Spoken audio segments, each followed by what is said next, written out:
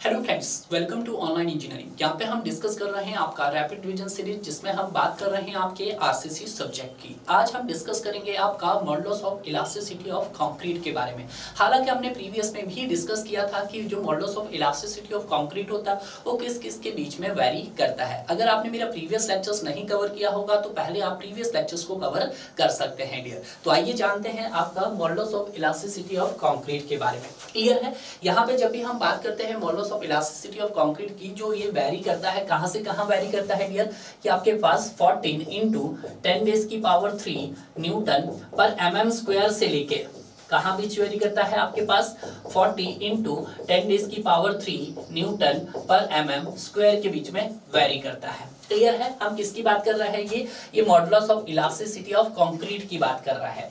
उसी तरह से अगर हम बात करते हैं यहाँ पे स्टील की, तो स्टील को भी आपका पता होना चाहिए। तो modulus of elasticity of steel आप सभी जानते हैं 2 इंटू 10 रेज़ की पावर 5 न्यूटन पर mm स्क्वायर होता है। क्लियर है? बिल्कुल। और यहाँ पे क्या बनता है कि जब भी हम modulus of elasticity of concrete का ग्राफ बनाता है तो आपके पास स्ट्रेस स्ट्रेन कर्व बनता है।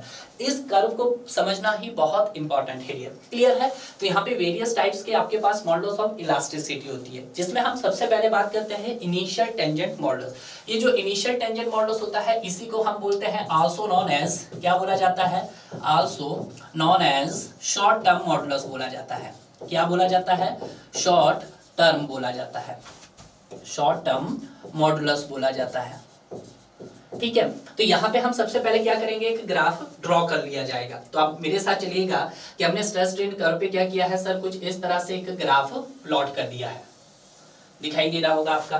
क्लियर है? अब आपने क्या करना, यहाँ पे आपने एक टेंजेंट ड्रॉ करना। क्लियर है? हम किसकी बात कर रहे हैं सर? इनिशियल टेंजेंट मॉडुलस की।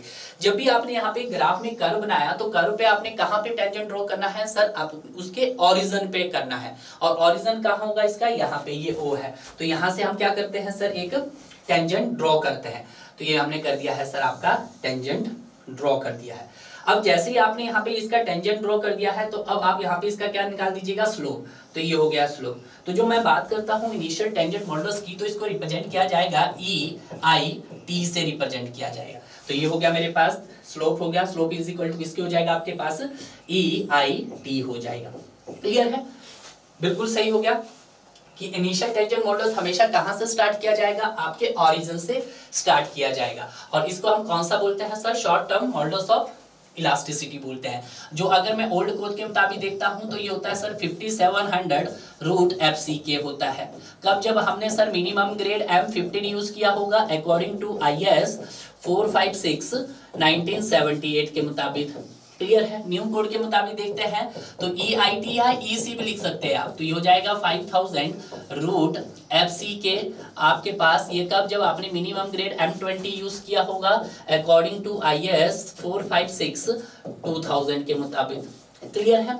यहाँ पे एक चीज जानना जरूरी है कि जो इनिशियल टेंजेंट मॉडुलस है इसमें हम क्रीप और श्रिंकेज का इफेक्ट को कंसीडर नहीं कर रहे हैं। ठीक है, कि जो आपका इनिशियल टेंजेंट मॉडुलस है इसमें क्या है सर, आपका जो क्रीप एंड श्रिंकेज का इफेक्ट कंसीडर नहीं किया गया है। श्रिंकेज इफेक्ट नॉट कंसीडर, यहीं पे लिख देता हूं, नॉट कंसीडर, कंसीडर नहीं किया है क्योंकि ये शॉर्ट टर्म से रिलेटेड बात करता है। अब यहाँ पे और भी क्वेश्चन होता है कि जो इनिशियल टेंजेंट मॉडुलस होता है वो सर किस पे डिपेंड करता है? तो डिपेंड करता है आपका ओनली ग्रेड ऑफ कंक्रीट पे। क्लियर है? लिख सकते हैं। नेक्स्ट आता है आपके पास सर टेंजेंट मॉडुलस। देखिएगा टेंजेंट मॉडुलस क्या होता है कि जो भी आपका कर्व है, कर्व के किसी भी पॉइंट पे आप एक टेंजेंट ड्रॉ कर दीजिएगा। देखिए मैंने कर्व पे क्या किया, किसी कर्व पे मैंने एक पॉइंट डिसाइड किया। ठीक है, अब यहाँ पे मैंने एक पॉइंट डिसाइड किया और उसी पॉइंट से थोड़ा सा पॉइंट मैं यहाँ पे ले लेता हूँ। यहाँ पे मैंने पॉइंट डिसाइड किया, इसी पॉइंट से मुझे क्या करना है सर? मुझे टेंजेंट ड्रॉ करना है। तो मैंने क्या किया सर, यहाँ पे मैंने टेंजेंट ड्रॉ कर दिया है। अब जब मैंने टेंजेंट ड्रॉ कर दिया है तो यहाँ पे आप स्लोप भी बता सकते हैं इसका, बिल्कुल बता सकते हैं। तो ये मैंने यहाँ पे कर दिया है, तो जिसको मैं लिखूंगा आपका टेंजेंट ET।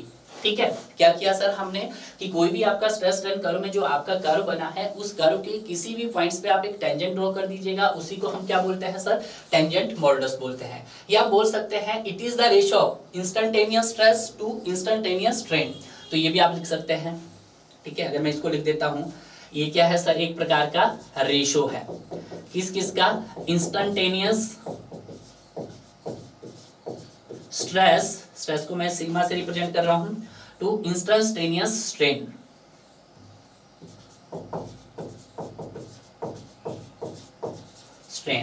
ठीक है, स्ट्रेस को यहाँ पे मैं सिग्मा से रिप्रेजेंट किया है, स्ट्रेन को आपने एप्सिलॉन से रिप्रेजेंट किया है। क्लियर है? तो यहाँ पे आपको टेंजेंट मॉडुलस भी क्लियर हो गया। अब यहाँ पे इन दोनों का अगर रिलेशंस आपको पूछे, इनिशियल टेंजेंट मॉडुलस और टेंजेंट मॉडुलस, तो हमेशा याद रखना कि जो इनिशियल टेंजेंट मॉडुलस होता है EIT, वो क्या होता है सर, मोर देन होता है आपका ET से। ये कब, जब आपका क्या हो, इन इलास्टिक रीजन हो, ये भी आप लिख सकती है, in elastic region, in elastic region में। और अगर मैं इलास्टिक रीजन की बात करता हूं तो जो EIT इक्वल टू हो जाता है किसके सर, ET। ये कब है सर आपका, ये सर जब इलास्टिक रीजन हो, ये कब हो सर, इलास्टिक रीजन हो। क्लियर है? नेक्स्ट आता है सर हमारे पास सेकेंड मॉडुलस आता है। अब जो सेकेंड मॉडुलस है, तो आपने जो भी ग्राफ यहाँ पे कर्व बनाया है, कर्व के किसी भी पॉइंट को आप मार्क कीजिएगा। लो सर मैंने एक पॉइंट यहाँ पे मार्क कर दिया है। अब उसी पॉइंट्स को क्या कीजिएगा, आप ओरिजिन से मीट कर दीजिएगा। तो हमने क्या किया सर, उसी को हमने ओरिजिन से कुछ इस तरह से मीट कर दिया। ठीक है, अब इसका क्या कर दीजिएगा सर, आप टेंजेंट ड्रॉ कर दीजिएगा। तो इसका मैंने कुछ टेंजेंट ड्रॉ किया, तो ये बना मेरा ESC। ठीक है, तो ये बन गया है। कुछ नहीं किया सर, जो भी आपके पास कर्व है, कर्व का किसी भी पॉइंट पर आप एक पॉइंट मार्क फिक्स कीजिएगा और उसी पॉइंट को ओरिजिन से मीट कीजिएगा और उसी पे कर्व ड्रॉ कीजिएगा। तो उसी को हम क्या बोलेंगे सर, आपका सेकेंड मॉडुलस बोलेंगे। और ये जो सेकेंड मॉडुलस होता है अकॉर्डिंग टू IS 456-2000, ये 1/3 ऑफ FCK होता है। कितना होता है सर आपके पास, 1 मेजर किया जाता है 1/3 ऑफ FCK। तो सेकेंड मॉडुलस क्या हो सकता है, it is the ratio of total stress by total strain. तो ये भी हो सकता है, लिख सकते हैं ESC, ratio of total stress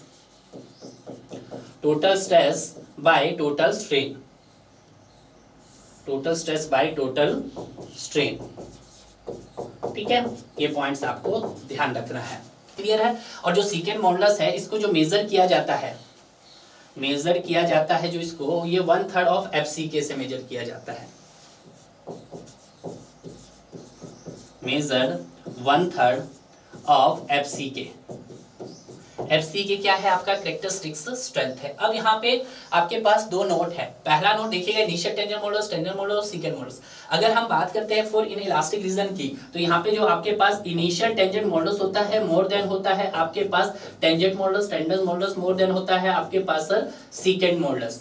but जब हम इलास्टिक रीजन की बात करते हैं, तो जो आपके पास modulus of elasticity initial tangent की होती है, वो इक्वल होती है आपके पास modulus of elasticity tangent modulus, equal to होती है आपके पास modulus of elasticity second modulus की। क्लियर है? तो ये जो कंसेप्ट था आपके पास, ये मॉडुलस ऑफ इलास्टिसिटी का कंसेप्ट था डियर। क्लियर है? अब मिलते हैं आपको नए लेक्चर्स में, तब तक आप इसी तरह से पढ़ते रहिए और आगे बढ़ते रहिए। अगले लेक्चर्स में हम डिस्कस करेंगे stress strain curve for concrete के बारे में।